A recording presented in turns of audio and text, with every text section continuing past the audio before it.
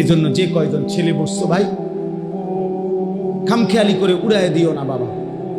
মোবাইলের আসক্তি ছাড়ো, এই চোখ হেফাজত করো, নজর হেফাজত করা দরকার। আপনারা বয়স্ক, মাঝ বয়সী, আপনাদের কাছে যাদের টেলিভিশন দেখার বদভ্যাস, চাচা আপনি ছেড়ে দেন। অনুরোধ করলাম, চা দোকানে বসেন, চা খাওয়া দরকার। চা দোকানদারের লগে আমার কোনো ঝগড়া নাই, কথা বোঝেন নাই আমার। আপনি চা খাইতে গেছেন, চা খান, চা খাই আপনি চলে আসেন। টেলিভিশন দেখেন কেন? আপনি নাচ গান দেখেন কেন? আপনি নাটক সিনেমা দেখেন কেন? আপনার ঘর থেকে টেলিভিশন, নাচ গান কিভাবে বন্ধ করবেন আপনি উদ্যোগ নেবেন। আপনার স্ত্রী সন্তানকে আপনি বলেন, বুঝান, ফিকির করেন। না, সম্ভব না, ডাইরেক্ট ফয়সালা দিয়ে আলাই আগেই হইতো না হুজুর, যত কথাই কোন হইতো না, এটা মিথ্যা কথা। আপনি বলতে থাকেন, মূলত হেদায়েত তো দিবে কে? আল্লাহ তাআলা আমাদের সবাইকে গুনাহ থেকে বাঁচবার তৌফিক দান করেন। গুনাহমুক্ত হওয়া জরুরি। আল্লাহর আদেশ পালন করা, নিষেধ বর্জন করা, এই দুইটার মধ্যে মুকদ্দম হলো নিষেধ বর্জন, এরপরে আদেশ পালন করা।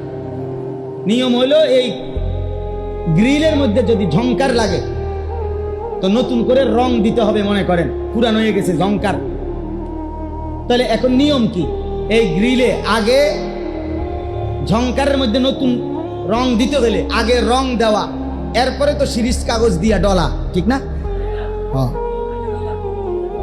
আগে কি সরানো, তারপরে কি দেওয়া।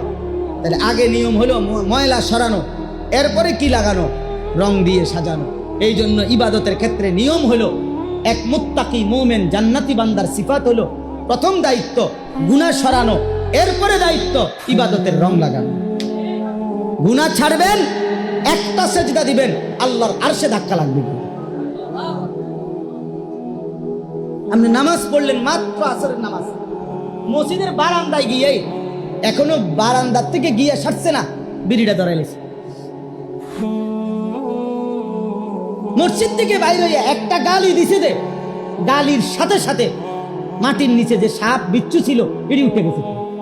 এমন ডাকায় মুসলমান এত নিকৃষ্ট হয়? আপনি মাত্র আসরের নামাজ পড়লেন, গিয়ে টেলিভিশনটার সামনে বসে গেলেন, কি নামাজ পড়লেন? আল্লাহ আমাদেরকে হেফাজত করেন। অতএব গুনাহ থেকে বাঁচতে হবে। কি থেকে বাঁচতে হবে বলেন? জীবনটা আমাদের নবী সাল্লাল্লাহু